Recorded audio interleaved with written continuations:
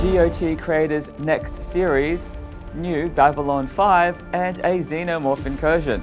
It's been a dramatic week in sci-fi. Babylon 5 does the multiverse thing.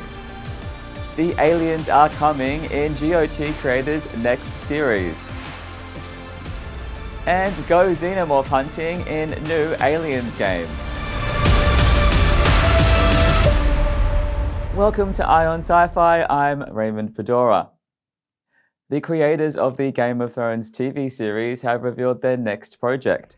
Based on sci-fi novels by Zixin Liu, Three Body Problem is an alt history storyline based around a secret Chinese military project in the 1960s that makes contact with an alien civilization.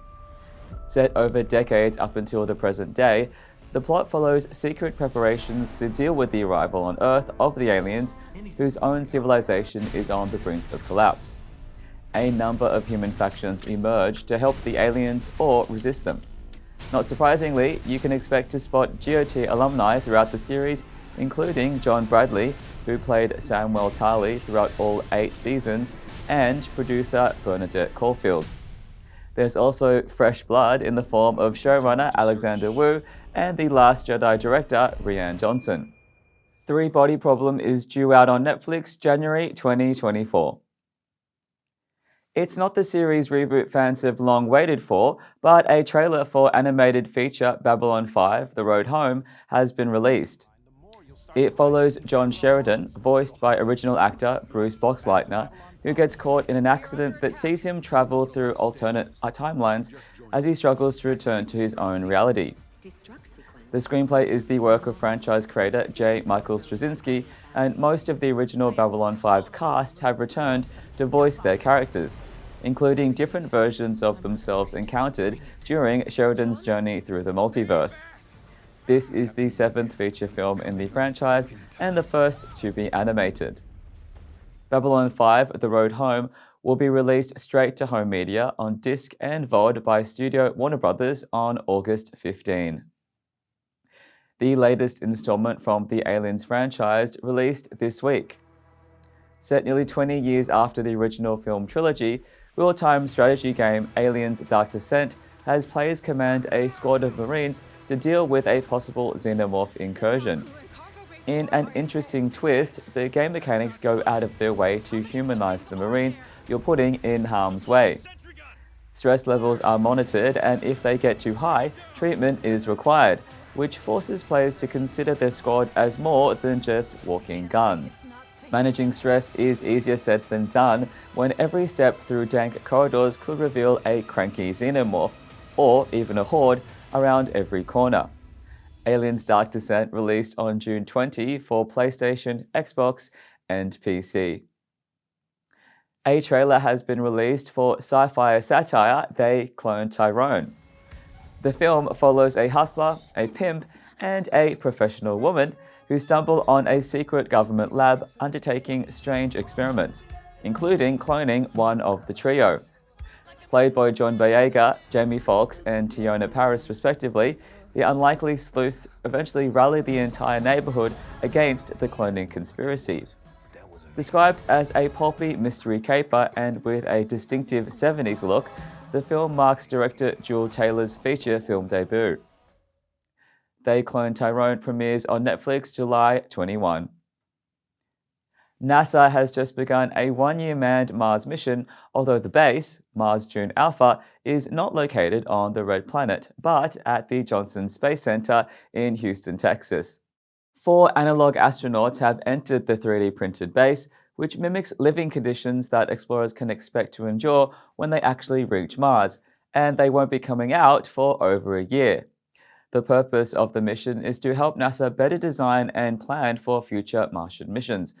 The crew were chosen using the same physical and psychological criteria for actual astronaut candidates, and they'll be eating the same freeze-dried food. The crew will participate in various activities, including crop growth, simulated spacewalks, habitat maintenance, and science experiments. Mission Control may also stage unexpected problems to see how the crew reacts.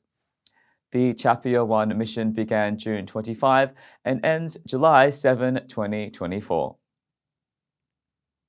And joining us now for the latest from Hollywood is our North American correspondent, Christian Baines. Thanks for joining us, Christian. My pleasure, Raymond. Always good to be with you. So let's go straight into the state of animation and sci-fi with the announcement of a Babylon 5 animated movie. Do you think there is a growing audience for movies and content like this? I mean, it's difficult to say in the broader sense, just because animation is such a broad church.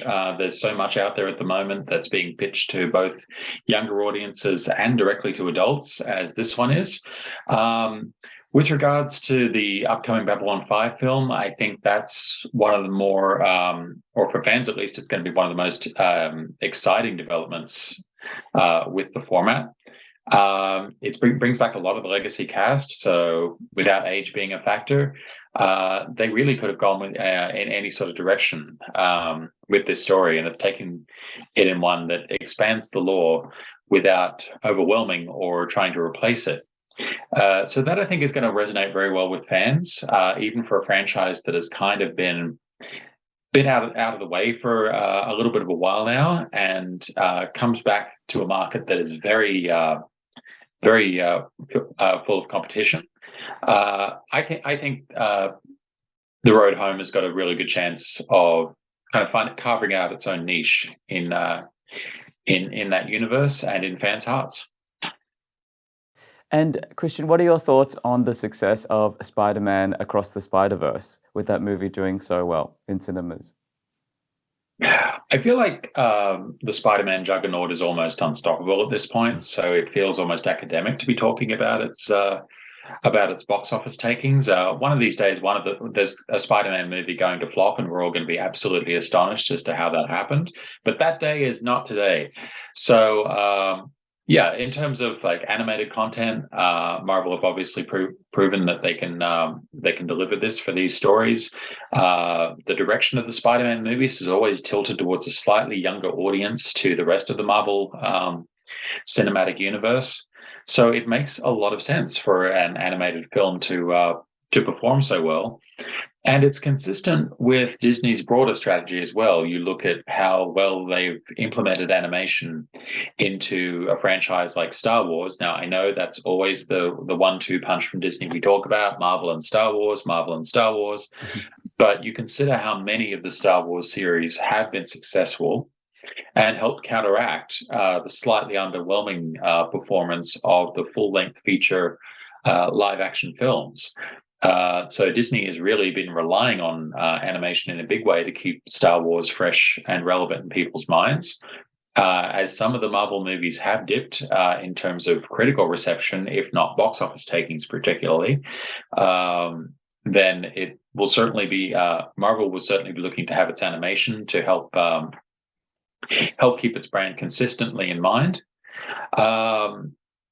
But it'll be interesting to see beyond this where sci-fi animation could go and what it could mean for other franchises, both in terms of feature films and in terms of miniseries and other shorter forms of content. For example, we're seeing the Babylon 5 film come out. Think to the often talked about hypothetical 8th season of Deep Space Nine or other cult series such as Blake 7. How many times have we heard rumors of these franchises starting up again?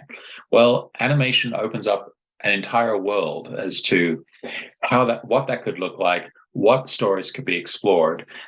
With the cast age not really being a factor, you can pick up almost immediately after the series ended. So you satisfy that nostalgia without it feeling like a reunion of sorts, which worked very well in Picard, but you don't want that to be the consistent formula, partly because it doesn't really leave room for new stories if you're leaning on that all the time. Now, speaking of Star Trek, we can't talk about that universe without bringing up the latest season of Strange New Worlds. How do you think season 2 is going so far? I think season 2 of Strange New World is giving fans everything they wanted from everything they loved about the first season and more. I think it's off to a fantastic start.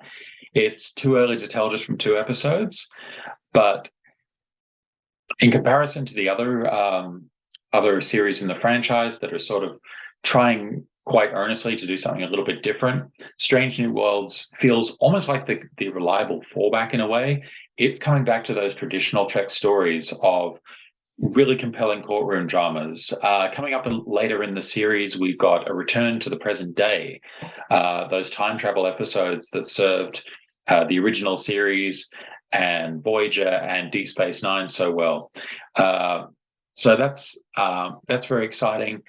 This, I think, if we're looking at Paramount Plus with all of its sudden dropping of content, that stirred up a lot of speculation that the platform is in trouble. I don't think there's too much truth to that. I think it's just Paramount doing the smart thing. They put out as much content as they could, and just saw what would stick, basically. And now they're starting to consolidate into what they know works. Strange New Worlds is an out-and-out hit for them. Discovery is coming to its natural conclusion. Star Trek Picard has wrapped. And Lower Decks, the other animated Star Trek series, is a hit for them as well. But they don't want to be relying just on Star Trek. You want to leave some room for developing new and original sci-fi. And we still have some fiercely intelligent and successful sci-fi being produced. Remember that Halo Season 2 is still in production. There's no talk at all of cancelling that at this point. The challenge is keeping the franchises and the stories and these universes fresh in audiences' minds between seasons, when the turnaround time for these can be so long. Trek fans are also really excited about a game coming out soon, Star Trek Infinity, I believe. And could you tell us a bit more about a mod that is particularly being talked about in the community? Yeah, well, it's gone well beyond being talked about. The mod Star Trek New Horizons has been available for quite some time. This is a mod and an expansion on the Stellaris game, which forms the basis of Star Trek Infinity. Stellaris is, for those who aren't familiar, is a grand strategy sci-fi game developed by Paradox Entertainment, who are developing Star Trek Infinity. And then an awful lot of love, an awful lot of fan labor has gone into creating this Star Trek New Horizons, where you can literally take on virtually any race in the Star Trek universe and oversee their development from Enterprise through to, I think it goes all the way through to Discovery. Don't quote me on that. Discovery in its future seasons, of course. As I said, do not quote me. Point is, it is absolutely massive, and it brings up characters and races that even have, just microscopic appearances in the universe. They turn up in this mod somewhere. That's how much love and how much effort has gone into Star Trek New Horizons. Now, Star Trek Infinity is not the same thing. This is an officially licensed product. It's officially being produced by Paradox with full Paramount involvement. We don't have a release date on it, but what we do know is that it's a much smaller game in terms of its scope compared to Star Trek New Horizons. Now, that's probably a wise move. It brings things down into the next generation universe, so it allows fans to get very easily oriented within its gameplay. They have a rough idea of, okay, what is the political situation like? What are these races like? And then if you compare it to some of the other Paradox games, such as Europa Universalis or Kings or Crusader Kings, Paradox's business model relies on downloadable content. And there is new DLC almost every few months with every one of the Paradox games. They have extremely loyal fan bases. They offer their DLC on a subscription model. So for a nominal fee, you can have access to all of the DLC that's been released.